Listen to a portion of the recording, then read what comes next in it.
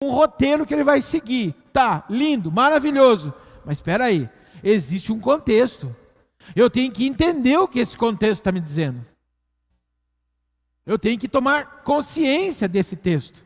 Outra coisa, o significado das palavras na palavra de Deus é que se tornam chaves que vão gerar as condições. Ou seja, não é segundo o meu entendimento, mas segundo aquilo que a palavra de Deus está querendo dizer naquele texto, dentro daquele contexto. Isso é muito sério. Por quê?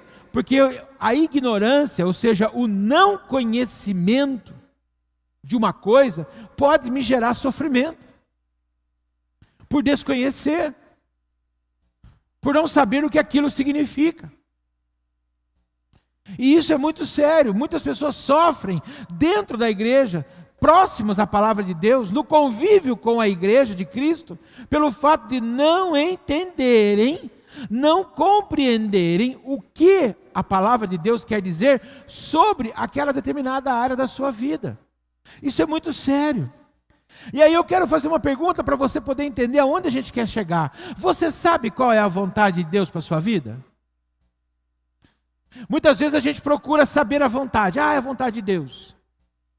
Eu quero saber a vontade de Deus. E aí a gente vai procurar a vontade de Deus segundo nossa visão, segundo o nosso entendimento. Isso é muito sério. Sabe por que isso é muito sério? Porque via de regra, irmãos, a gente procura a palavra de Deus da seguinte maneira. Primeiro, de uma forma departamentalizada. É como se a gente dividisse a nossa vida em departamentos. É bom a gente fazer isso, para se organizar. Mas para buscar a vontade de Deus, não. Você vai entender. Eu divido a minha vida como se fosse um programa de computador. Eu tenho o programa para fazer texto, eu tenho o programa para fazer os slides, as apresentações, como é esse que eu uso aqui. Eu tenho o programa para fazer planilhas, as contas, meu orçamento. E aí, então, eu vou buscar Deus segundo essa departamentalização. E aí é que começa muito problema.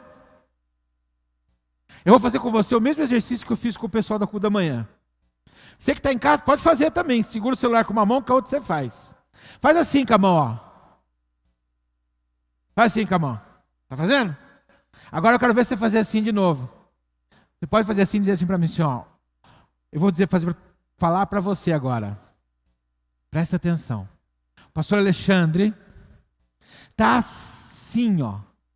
De gente perdendo a comunhão com Deus. Por causa disso. Sabe por quê? Porque ela departamentaliza as coisas. Ela acha que se Deus atender o problema dela aqui, resolver isso, o resto não tem problema. Não tem problema. Então nós temos visto muitas vezes, nesses anos de ministério, nesse convívio com a igreja, com o povo de Deus, pessoas, servos de Deus, com sinceridade, com temor de Deus, perderem a bênção e outros perderem até a comunhão com Deus por conta disso. Pela maneira como elas departamentalizam a vontade de Deus. A pessoa pede para Deus um emprego, e Deus dá para ela um emprego. Só que ela não percebe que ela sai da onde ela estava e vai para um outro emprego. E o que acontece nesse outro emprego? É o emprego que tira ela da presença de Deus, que tira ela do convívio de Deus, e ela é uma pessoa que não pode fazer isso, ou não deve fazer isso.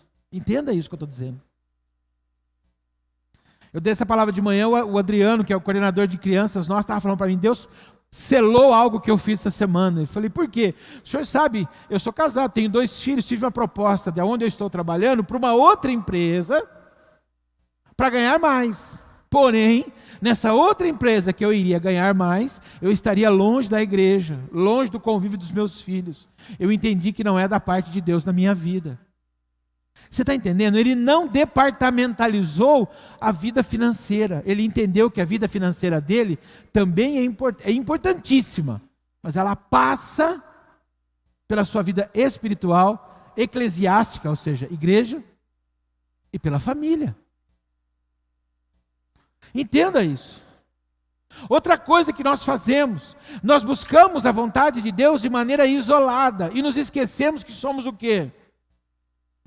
que somos casados, ou que somos pais, que somos filhos, que temos irmãos, que temos pessoas ao nosso lado, da nossa convivência, que talvez pessoas contem conosco. Muitas vezes o cristão procura a vontade de Deus para a vida dele de maneira isolada. E é por isso que nós vivemos dias em que as pessoas estão sofrendo muito por conta de atos isolados. Elas esquecem que se elas tomarem uma posição, elas vão prejudicar pessoas do convívio dela, pessoas que contam com ela. Outra coisa, existem pessoas que muitas vezes a gente busca a vontade de Deus para a nossa vida, a vontade de Deus para a minha vida de uma maneira escalonada, ou seja, eu faço uma escala de prioridades. E a minha prioridade é, eu preciso de dinheiro, eu preciso de tal carro, eu preciso disso, eu preciso daquilo. Tá, e qual é a escala que Deus tem para a tua vida? Esse contexto, essa soma de escolhas departamentalizadas, de escolhas isoladas, de escolhas escalonadas, ou seja, de uma área independente da outra, sem eu contar com quem eu convivo e sem eu contar com aquilo que realmente é importante, tem gerado uma circunstância social, uma geração que toma posições, toma medidas inconsequente.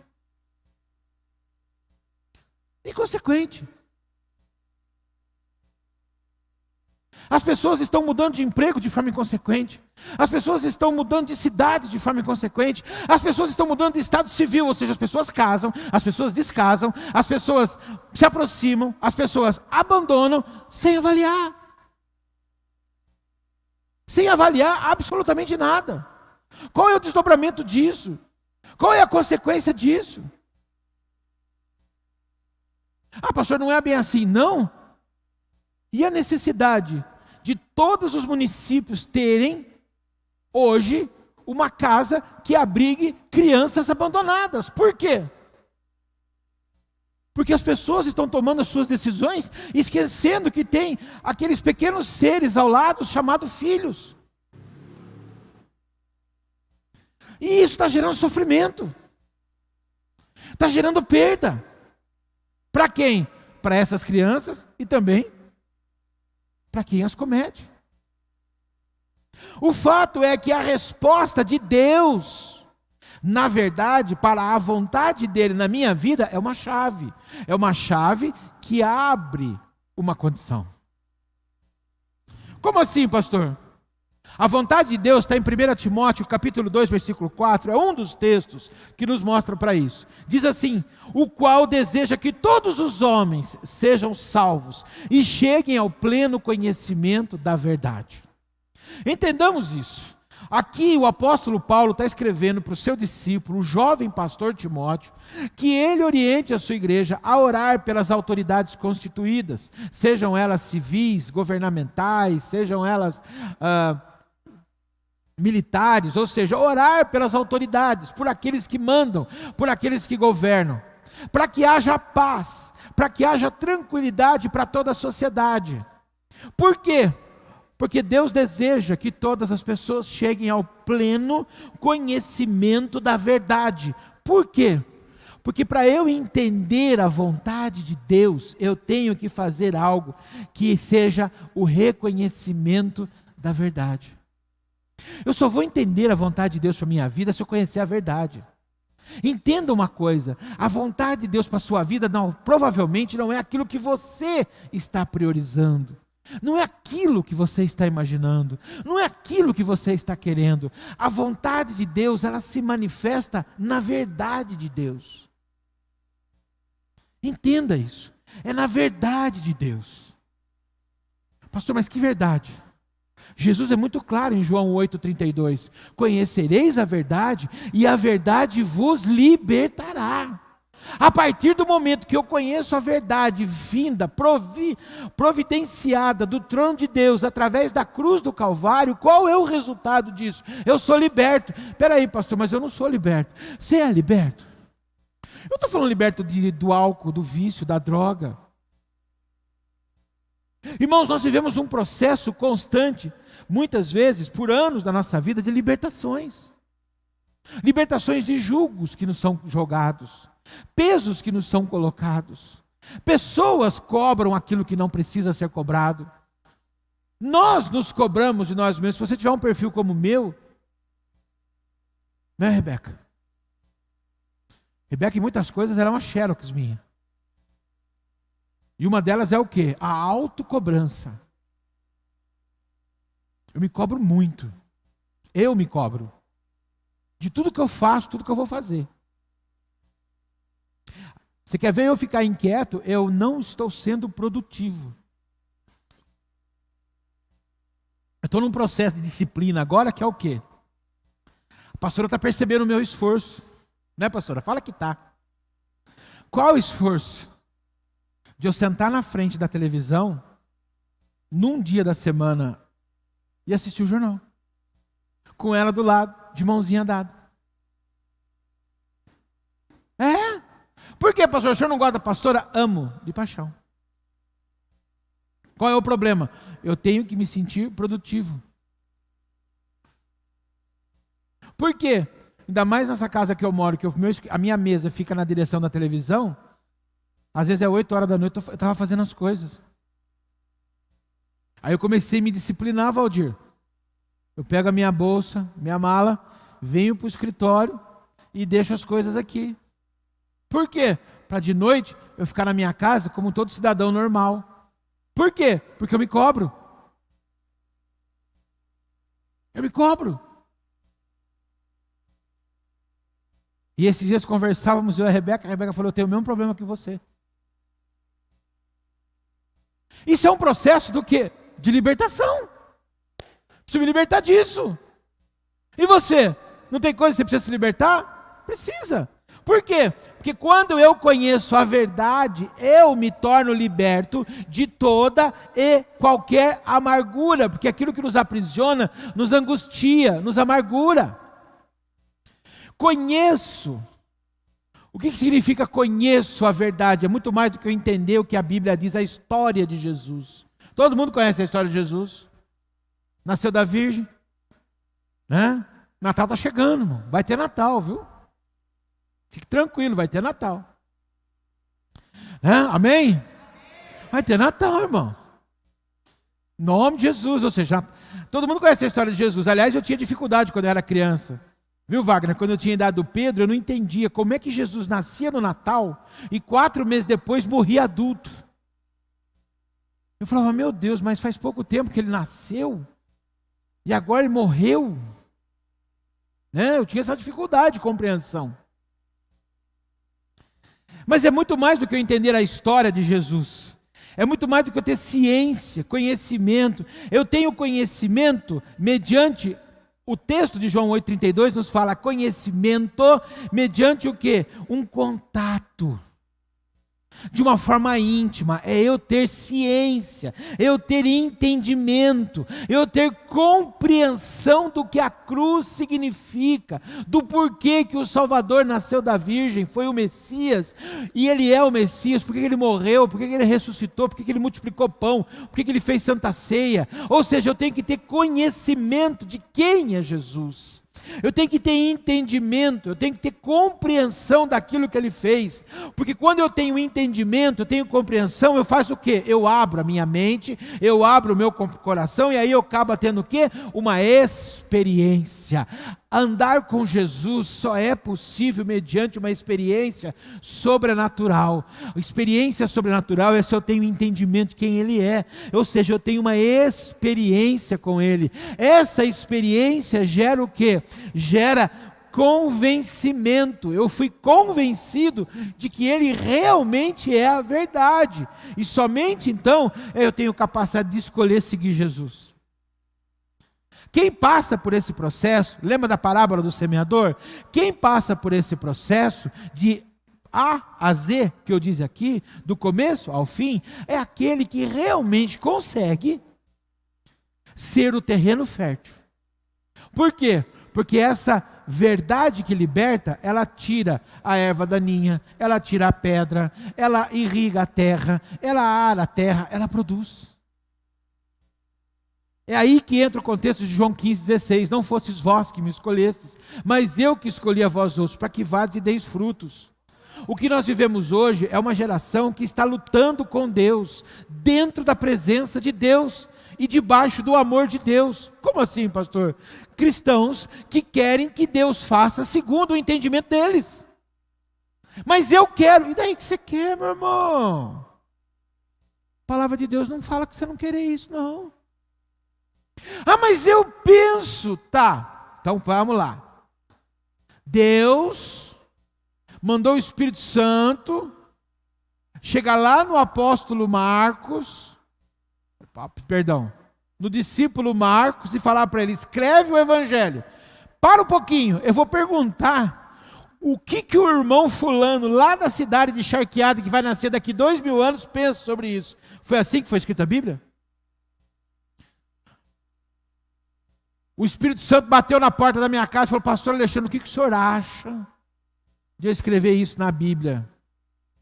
Ele não fez isso, gente.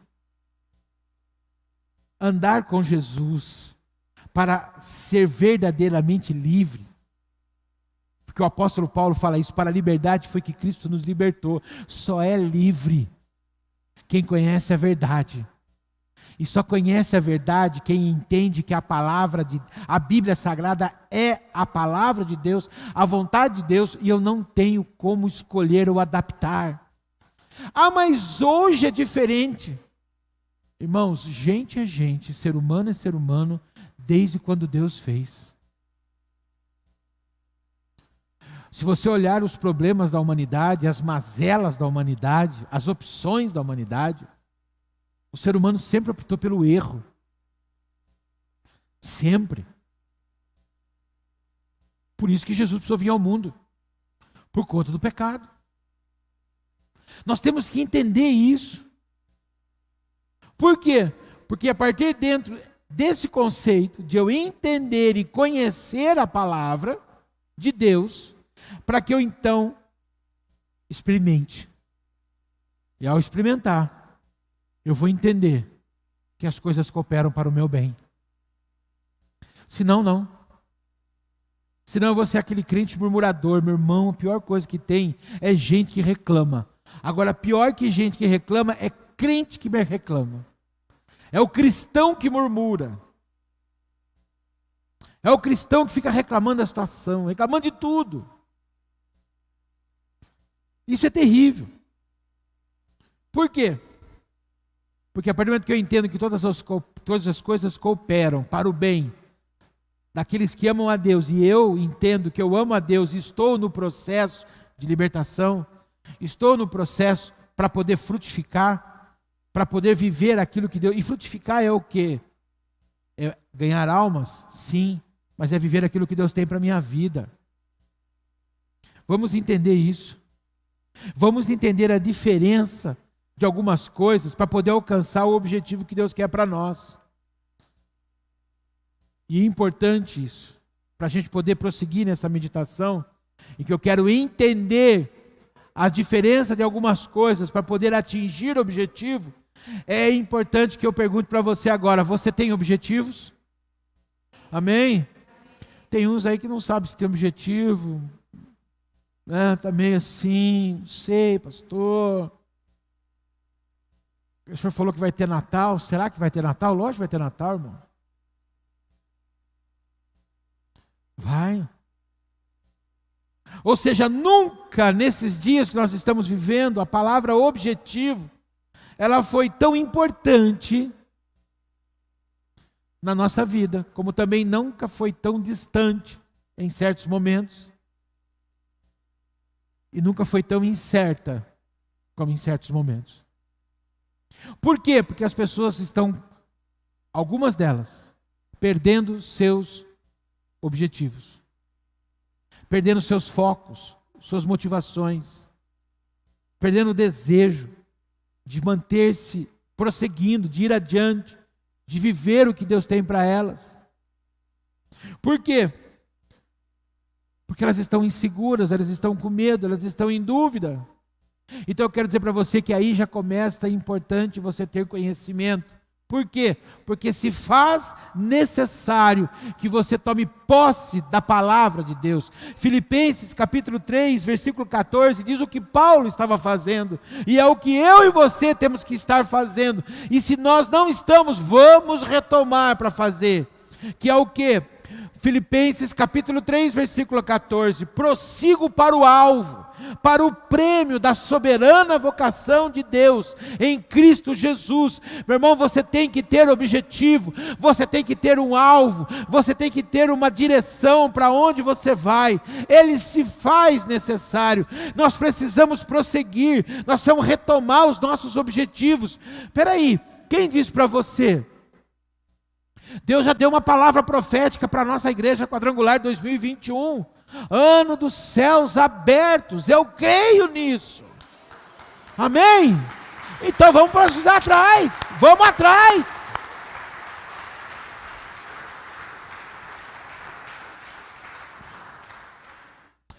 Pastor, mas o ano passado era ano da superação e você quer uma superação melhor que essa? Você achou que você ia superar o quê? O seu medo de dirigir? Para Deus é pouco. Você ia superar o quê? O medo escuro? Para Deus é pouco. Nós vamos superar tudo isso. E o ano dos céus abertos? É ano dos céus abertos, que para mim pode ser tanto o fim de todo esse contexto, os céus abertos, Deus abençoando, a igreja multiplicando, a igreja crescendo, mais culto, mais povo, mais avivamento, mais bênção, como também pode ser o céu aberto, a trombeta soando e eu subindo, aleluia, é céu aberto, igreja. Você está entendendo? A questão é como você enxerga. É como você vê. Então está na hora de você fazer o seguinte, se prepara, porque essa semana eu já vou começar a mexer nisso. Vai buscar o teu projeto de vida e ver aquilo que você já fez, aquilo que você largou, aquilo que você achou que não vai fazer, realinha o teu projeto de vida. Sabe por quê? Domingo que vem é outubro. E daí, pastor? Novembro já tem a campanha, o que eu vou deixar para trás. Tem que fazer, pastor? Lógico que tem. Eu quero deixar a pandemia, eu quero deixar um monte de coisa para trás. E daí, dezembro? Projeto de vida. Amém? Meu irmão, nossos objetivos, como diz o pessoal, nós vamos para cima. Nós vamos para cima. Como eu brincava com as crianças lá em casa, né? Como diria super-homem, para o alto e avante. Vamos em frente. Você está entendendo? Vamos buscar alvo. Vamos reorganizar nossa vida. Nós estamos com problemas hoje. Olha para a tua vida. Essa semana eu estava conversando com a Gabriela, ela falou bem, sabe, eu estava com problema esses dias aí, porque eu fiquei um período com a loja fechada, na época que estava tudo vermelho, e senhor pai, você sabe que está difícil voltar no ritmo?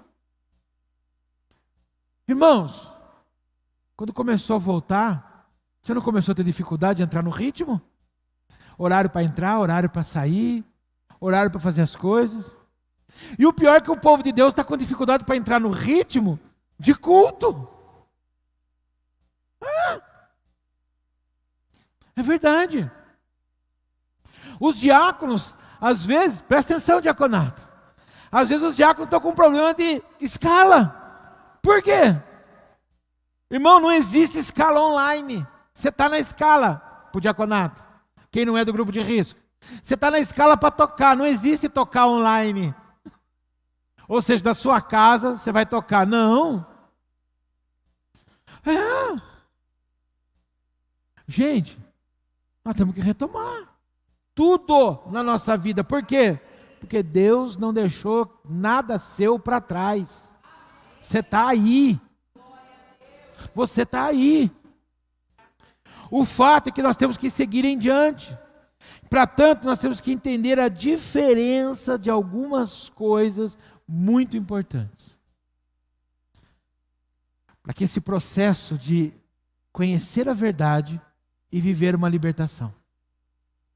Entenda isso.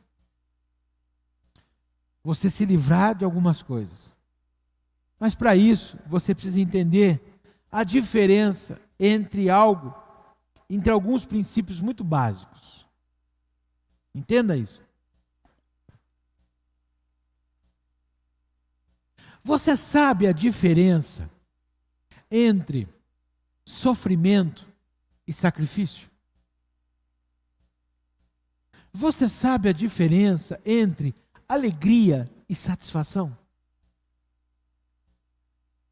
São coisas que às vezes inconscientemente, sem nos aperceber, a gente coloca no mesmo balaio e acha que sofrer e sacrificar é a mesma coisa. Que sacrifício é sofrimento e que sofrimento é sacrifício. Que alegria é uma satisfação e que satisfação é alegria. Alto lá. Vamos buscar à luz da palavra que sacrifício e sofrimento não são a mesma coisa, como também alegria e satisfação. Vamos entender, inclusive, por quê? Porque num primeiro momento, quando eu puxo na minha mente a palavra sacrifício e a palavra sofrimento, automaticamente eu vou pensar em quê?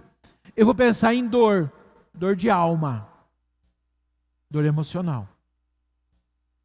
Eu vou pensar em angústia.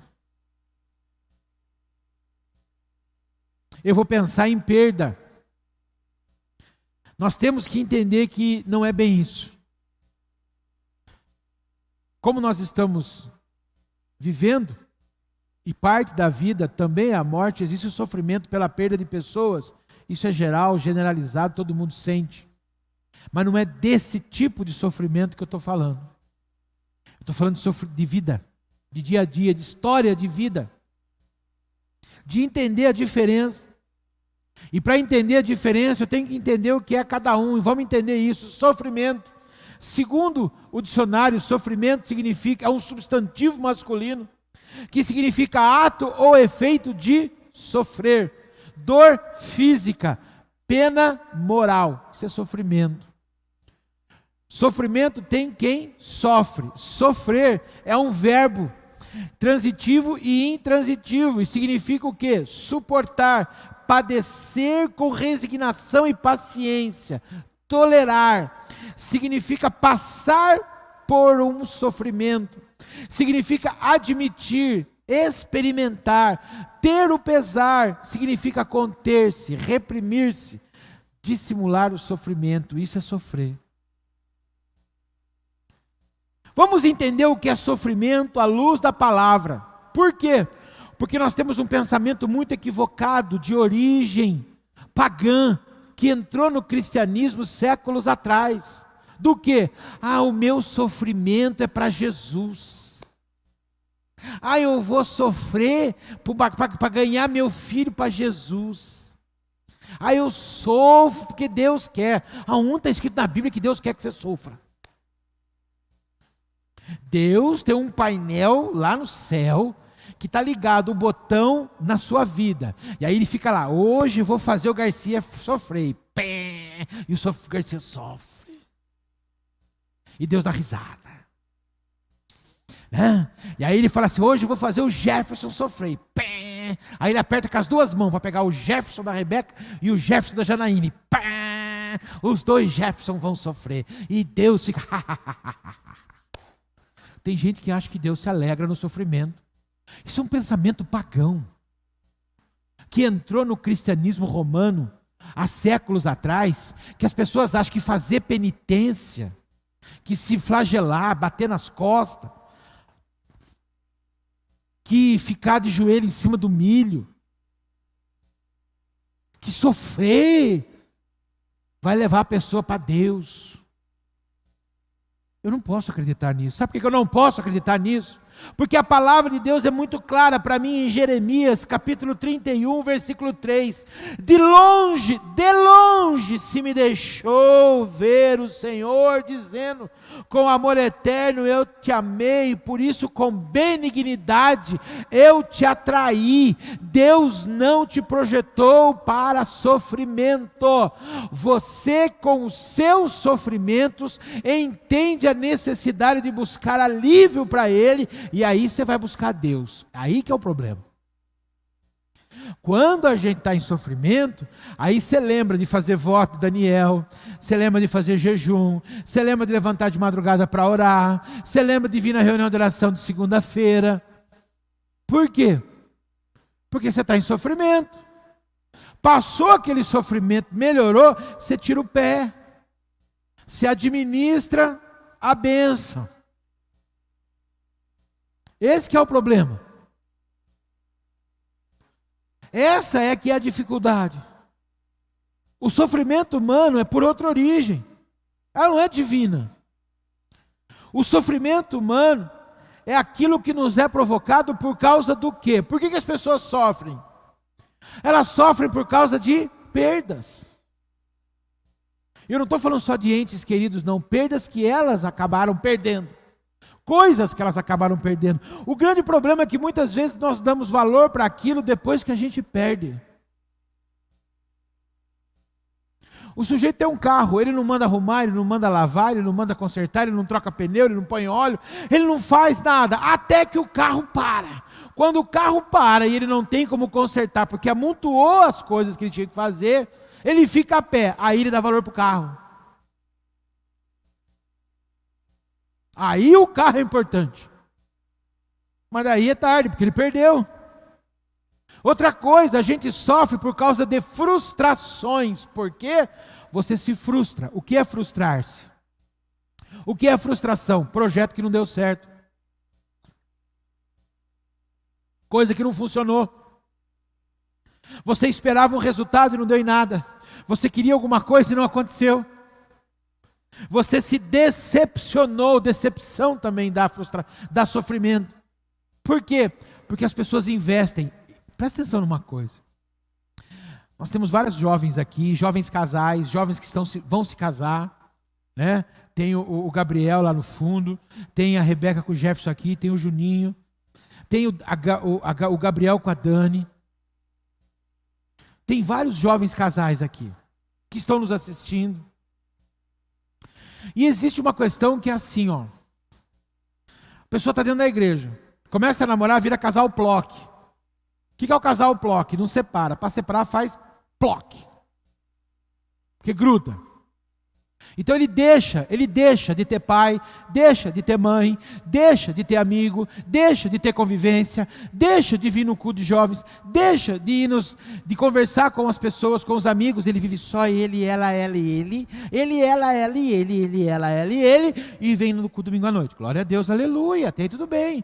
O problema é que nós somos humanos. Eu já falhei com a pastora já falhou comigo, eu já falhei com as minhas filhas já falharam comigo. Então é muito comum, principalmente para o lado feminino, a moça ela devota a vida dela a uma relação, ela põe tudo, ela esquece de profissão, esquece de estudo, esquece de recursos, esquece de família, de familiares, ela põe tudo naquela relação. E aí o que acontece? Em algum momento, aquele ser humano que é normal, ele é um ser humano, ele decepciona. E aí? E aí a pessoa se frustra. E tem uns que viram até no giraia depois. Por quê? Porque se desestabiliza. E sofre. Tudo tem que ter equilíbrio. Tudo tem que ter. Tudo tem que ter sua hora, seu tempo. Tudo tem que ter.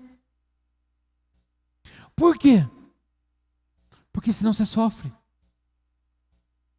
O sofrimento também, muitas vezes, ele tem a sua origem por causa do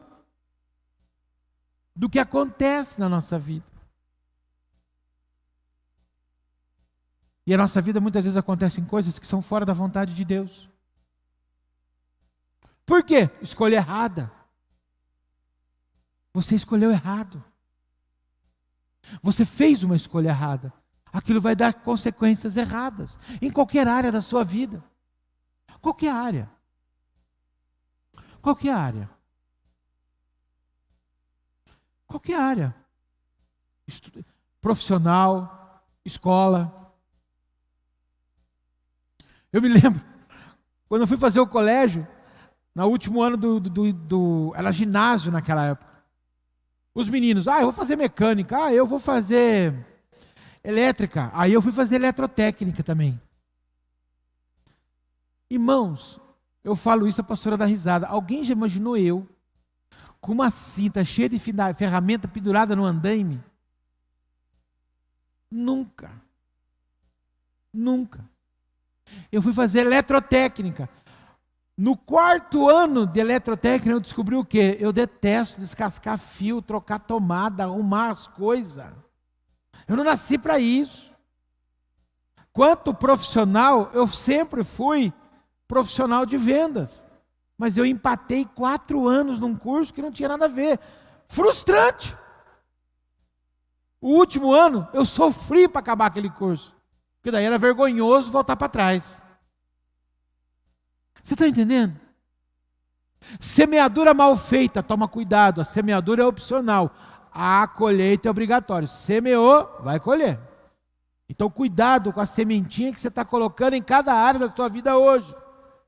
Muito cuidado, não seja precipitado. Ações precipitadas podem, possivelmente, gerar frustrações, gerar sofrimento. Elas geram sofrimento, e aí o que acontece? Ai, como eu sofro, é um sacrifício. Aí pega o sofrimento e joga nas costas do sacrifício, e você vai ver que sacrifício não tem nada a ver com isso. É sofrimento. Por quê? Você escolheu errado, você investiu errado, você se frustrou, você se perdeu, você escolheu, você se precipitou, você tomou medidas desnecessárias, e isso gerou sofrimento em você. Eis o problema. Então não joga nas costas do sacrifício, muito menos na dos outros, mas não joga nas costas do sacrifício, porque você vai entender que o sacrifício não tem nada a ver com isso. O sofrimento te aproxima de Deus por causa da dor emocional. Você vai buscar em Deus. E o Senhor faz o quê? Ele cuida, Ele trata, Ele cura, Ele age com misericórdia, Ele nos fortalece. Mas o sofrimento não nos faz ganhar tempo no tempo de Deus. Pelo contrário. O sofrimento nos atrasa. Você vai ver isso. Pastor, mas está na Bíblia.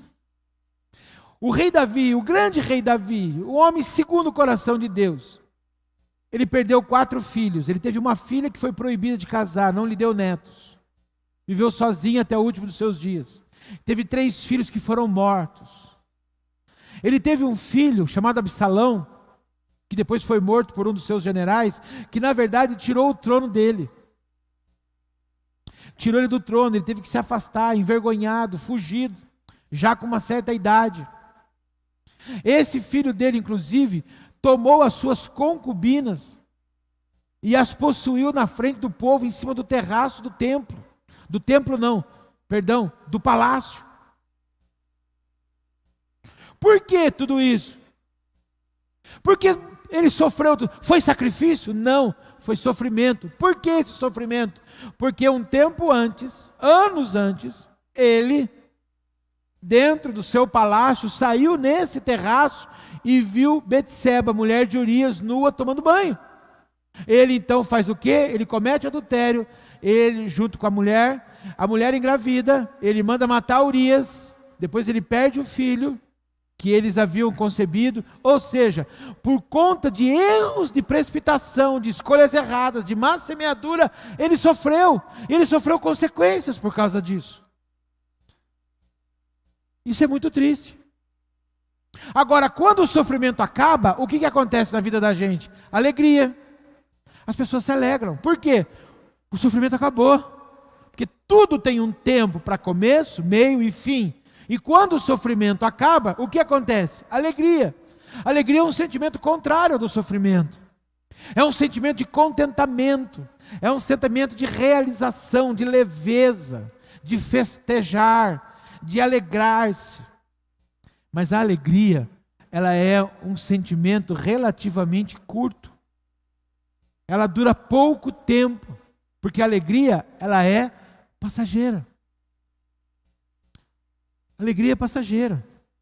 Alegria é um sentimento que ocorre muito curto, logo depois que o sofrimento se encerra. Mas vamos entender o contrário dessas duas coisas, o contrário de sacrifício e o contrário de alegria. Vamos entender o que é, o contrário de sofrimento e o contrário de alegria. Vamos entender o que é sacrifício.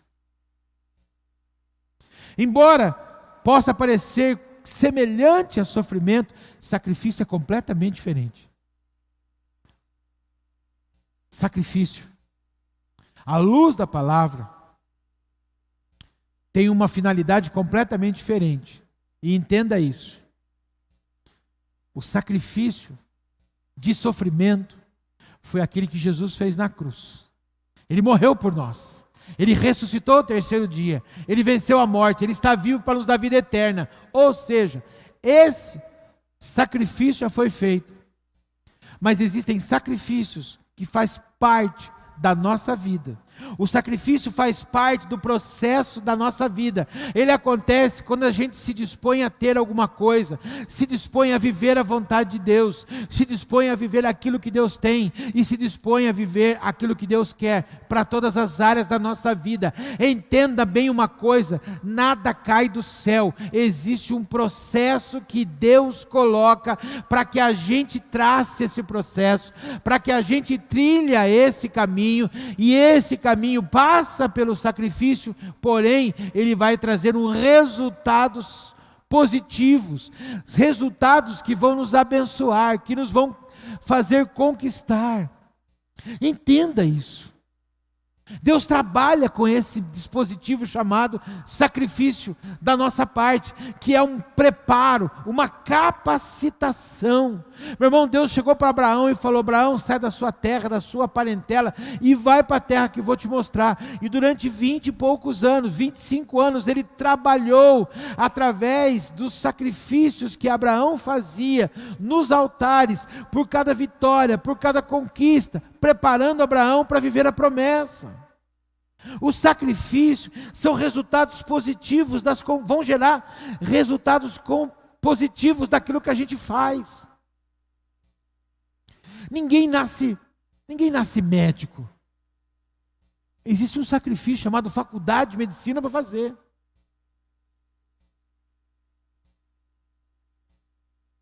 São escolhas que você faz. Ninguém nasce engenheiro, ninguém nasce médico, ninguém nasce advogado, ninguém nasce psicólogo, ninguém nasce absolutamente nada. As pessoas são aquilo que elas se dispõem a ir fazer e elas se sacrificam. Sacrifício. São preços que você tem que pagar na sua vida. É aquele jovem que quando acaba o culto do sábado à noite, ele fala: eu vou embora para casa, vamos comer um lanche. Não, eu não vou. Por quê? Porque ele está pagando uma carteira de habilitação e um consórcio. Então ele abre mão daquele lanche, daquela conversa depois do culto, fica só no WhatsApp na casa dele, comendo um arroz com ovo. Por quê? Porque ele falou que ele não vai andar a pé, ele quer uma carteira de habilitação. O sacrifício é aquela pessoa que trabalha, tem o salário dela, mas entende que não está bom. Ele não vai se aposentar naquela função. Ele vai fazer um curso extracurricular no sábado à tarde para aprender alguma coisa, para crescer no emprego, para abrir uma nova profissão. É sacrifício. São sacrifícios. São pessoas que pagaram o preço para chegar onde chegaram, para viver aonde estão. Tem pessoas que estão nos conhecendo hoje, glória a Deus, aleluia. Nossa, pô, legal, aqui é legal. Ah, o senhor é pastor? Sou. O senhor é superintendente? Sou. Tá. Mas e o processo? E o sacrifício que nós fizemos? E o ficar 1 ano pregando num bairro em Rio Claro e ninguém se converter?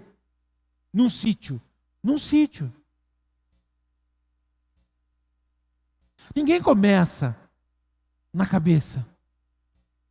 Por isso que muitas vezes os herdeiros não dão valor para as heranças. Por quê? Porque não tem custo.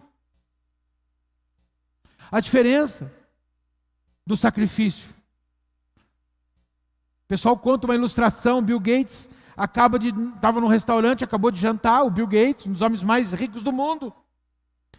Ele então dá uma gorjeta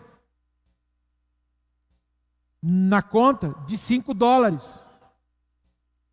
O garçom olhou e falou assim: essa é a gorjeta que o senhor está me dando? $5? Ele falou: é. O senhor não é o Bill Gates? Ele falou: sou. A sua filha veio almoçar aqui, jantar aqui a semana passada. Ela me deu uma gorjeta de $500. Ele falou: ela está certa. Ela é filha do Bill Gates, eu sou filho do lenhador. Ele sabe o quanto custa. Você quer dar certo? Paga o preço.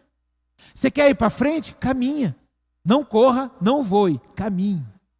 É caminhar. É um passo de cada vez. É um processo. É um processo. O mundo não é um lugar feito um bonde que você pega andando e senta na janelinha e pede a Coca-Cola gelada de cara. Não. Você tem um processo. É um caminhar. É aos poucos. E passa por isso sacrifício. São noites acordadas. Por quê? Qual é o resultado quando a pessoa chegar numa certa idade? Aquele rapaz que levanta de madrugada, trabalha o dia todo, vai para o curso noturno, chega em casa, ele estuda, ele se prepara, ele faz as suas provas, ele não apenas vai na escola. Existe uma diferença entre ir na escola e estudar. Ir na escola, qualquer um aqui pode entrar na escola, que ela está aberta, a escola é para a sociedade. Agora, ir estudar e aprender, e não é a escola que faz o aluno, mas é o aluno que faz o curso. E com aquilo que ele aprende, ele se esforça, corre atrás e faz acontecer. É. Quando você chega num lugar e vê as coisas acontecendo, pronto, houve sacrifício ali. Alguém começou do nada. Alguém começou. Você para na frente, na beira da rodovia, você entra naquele posto chamado Graal. É um mais bonito que o outro. Mas 2 portugueses, parentes, começaram um posto de gasolina e vender pão com alguma coisa na beira da estrada, lá em Registro, na divisa do Paraná. Sacrifício. Noites, sábados à tarde, domingos de manhã. É sacrifício. É dizer, eu vou fazer e eu vou atrás. Como se faz? Como que eu consigo? O que eu preciso fazer? É não vos conformeis com esse século, mas transformáveis pela renovação da vossa mente, é o que diz lá em Romanos 12. Ou seja, está com a mente antenada, ligando, vê o que está acontecendo e vamos nos transformar. Não tem o que fazer. Não tem o que fazer.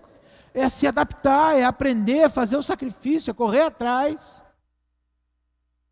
É reconhecer que tem que se atualizar, que tem que mudar, que tem que estudar, que tem que aprender alguma coisa. Por quê? Porque é sacrifício. É sacrifício. É abrir mão de coisas para si, em prol de um filho, é um sacrifício. Por quê? Para cuidar desse filho, para fazer esse filho dar certo. Ah, eu estou cansado. Não, é ir lá antes de dormir, bota a mão na cabeça da criança, leia a Bíblia para ela, ora com ela. Os filhos não nascem crentes, eles não se posicionam do nada, né? Não nasce cantando, tocando, pregando, não. É um investimento que você faz desde a hora que nasce, desde a hora que está fazendo gestação. É uma história. Você está fazendo a sua história. Como você está fazendo a sua história? Não pense que o seu suor é em vão. Não pense que o seu choro é solitário. Não pense que a sua vontade é ignorada. Deus está vendo tudo isso. Ele está vendo que você está chorando por causas que são nobres na sua vida. Seu trabalho, sua família. Ele vê que Ele está ouvindo o teu choro, Ele está colhendo a tua lágrima, mas Ele está dizendo para você, vai dar certo, continue firme, não abra mão dos seus sonhos, não abra mão dos seus objetivos, Pague o preço comigo, porque na verdade eu não estou fazendo você sofrer, você está sacrificando, porque você na verdade está se aperfeiçoando na sua fraqueza, para que o meu nome cresça e seja glorificado na sua vida e através da sua vida. O Senhor está dizendo para você: fica firme, porque vai dar certo. Entenda bem isso. Não, aplauda o nome de Jesus então.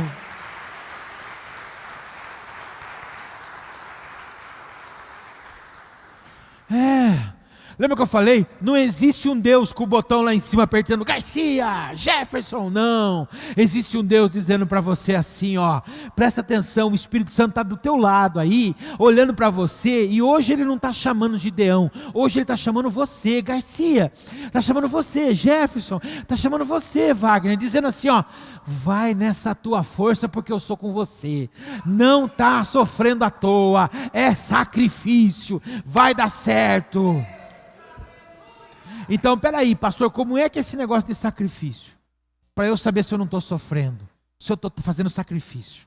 Primeira coisa, o sacrifício é composto de abstenção. O que é abstenção? É abrir mão de coisas. Tem coisa na tua vida que não agrada a Deus, larga. Tem coisa na sua vida que não soma, larga.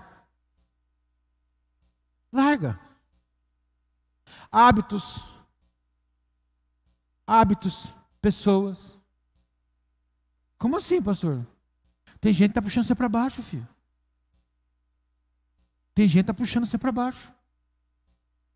O que você faz? Você se afasta fisicamente dela e ora por ela. E que Deus abençoe. É um sacrifício. Outra coisa, objetivo. Objetivo. O que você quer? Lembra que eu falei do projeto de vida? O que você quer? Volta, pega lá, vai buscar. Qual é o seu objetivo? Outra coisa, esse objetivo tem qual finalidade? Por que você tem esse objetivo? Tem uma finalidade: ter uma vida estável, ter uma família abençoada, servir a Deus de uma maneira melhor, ser alguém segundo o coração de Deus. Essa é a finalidade. Então eu tenho que fazer o quê? Me preparar. É sacrifício.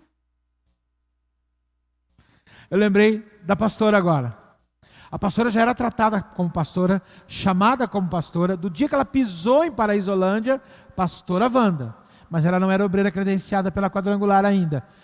3 dias por semana ela saía de casa e ia para Ipeúna fazer ITQ na época. E lá. E aí tem uma matéria no ITQ chamada homilética, que é a arte de falar em público, de pregar. E adivinha quem era o professor de homilética? Esse que vos fala. Ela contou aqui esses dias uma pregação. Não lembro se estava online ou não. E eu então fazia a avaliação. Estava online. E ela pegou 7. Que era a nota da média. Quase que ela repete. Ela ficou brava? Não posso fazer nada. Se eu falei que eu tenho que agradar a Deus, ela já sabe que eu não vou agradar ela. A Rebeca tirou 8. E sabe por que ela tirou 8? Sabe por que a Rebeca não tirou 9?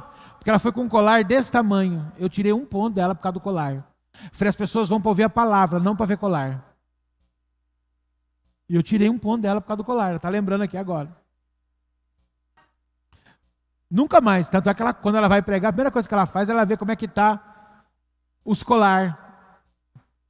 Como é que estão os penduricalhos dela. Por quê? Para não chamar atenção. Era a matéria.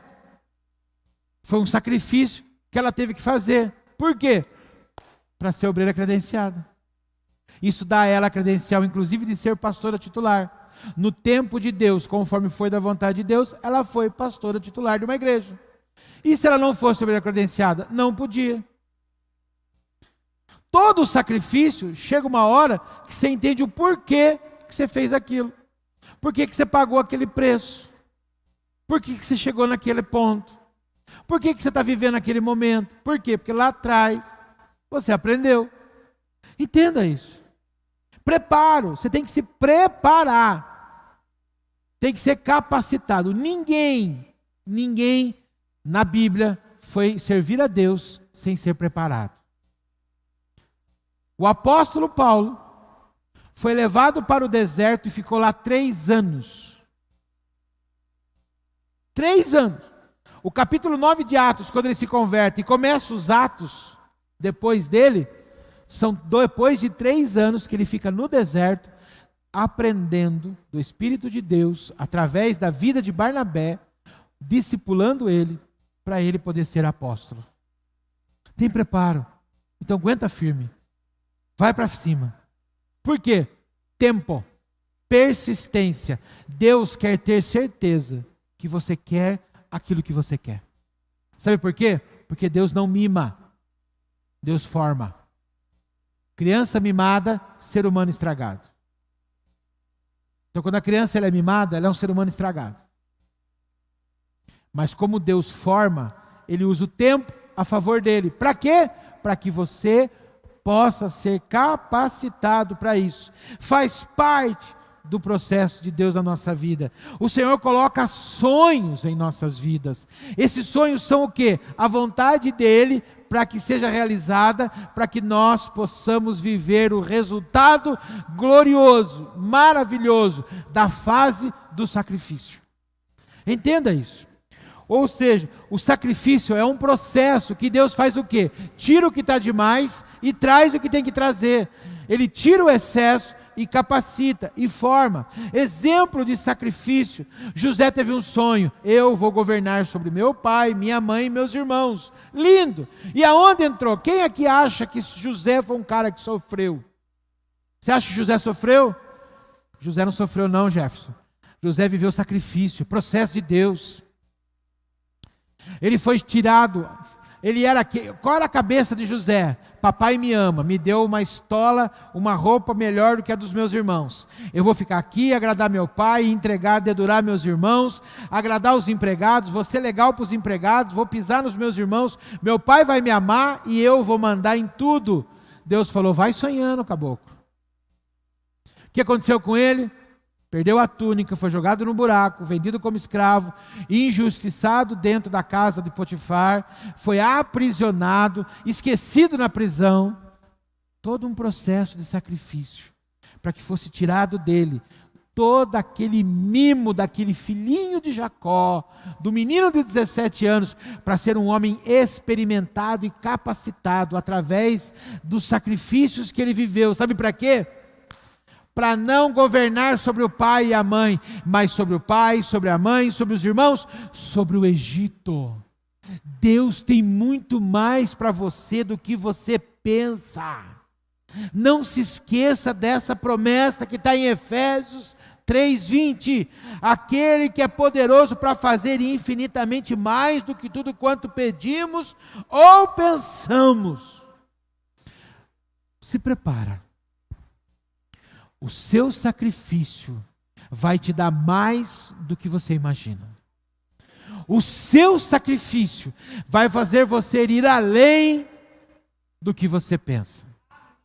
Além, muito lá, muito na frente. Por quê? Porque sacrifício gera, diferente do sofrimento, que gera dor, o sacrifício gera capacitação, o sacrifício gera condições, o sacrifício gera experiência, gera bagagem para você poder viver tudo que Deus tem para a tua vida. Entenda isso. Então pare de reclamar. Sonda seu coração, porque se tem coisa sendo tirada do seu interior e está tendo paz, você não está sofrendo, você está sacrificando. O seu sacrifício vai resultar tremendas conquistas amanhã. Por quê? O que o resultado do sacrifício gera? O que José viveu no trono do Egito? Alegria? Também. Mas principalmente satisfação. Satisfação. O que é satisfação? É realização.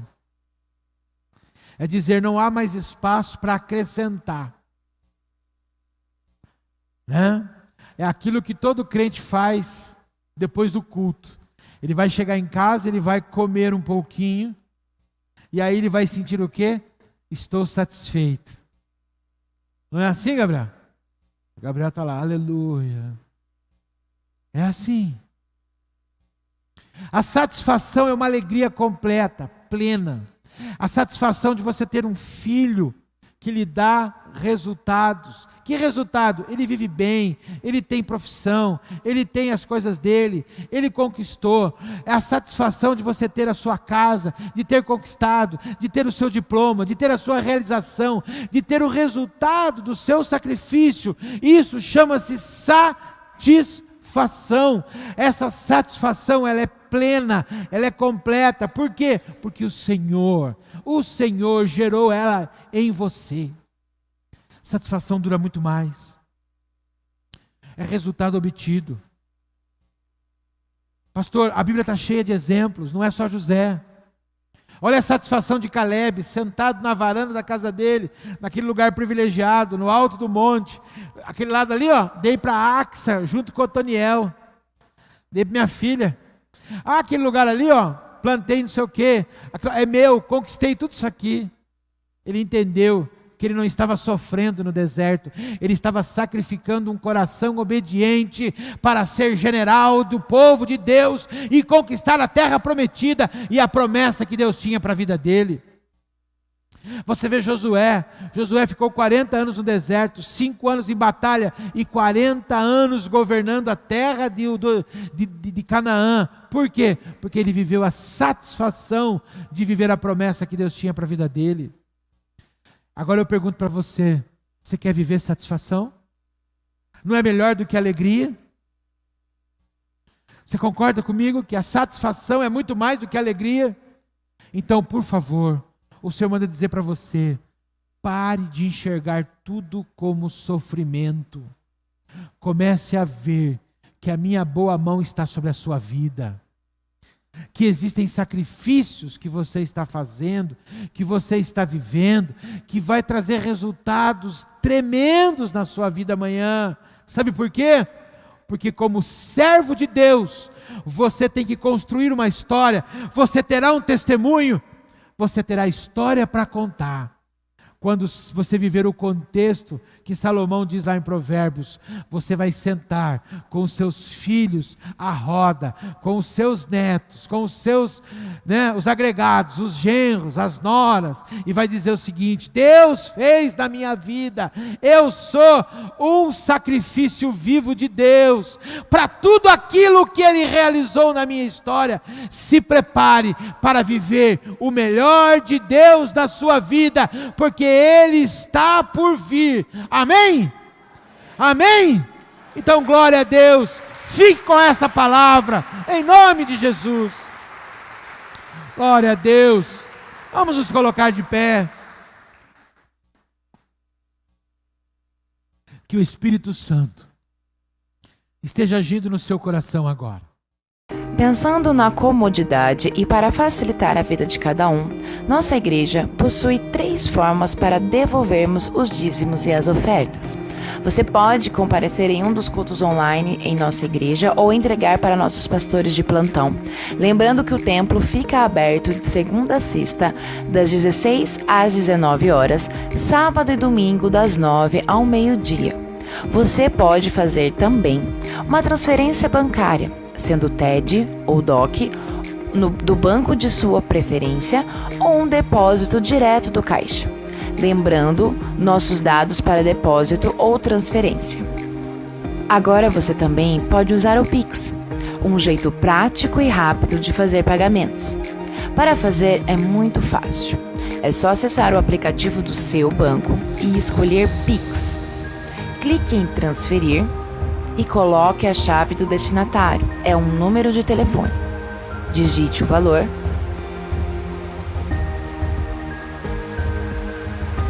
Confirme os dados da conta e clique em confirmar transferência. Pronto. Transferência realizada com sucesso. A palavra de Deus diz em Malaquias 3:10: Tragam o dízimo todo ao depósito do templo, para que haja alimento em minha casa.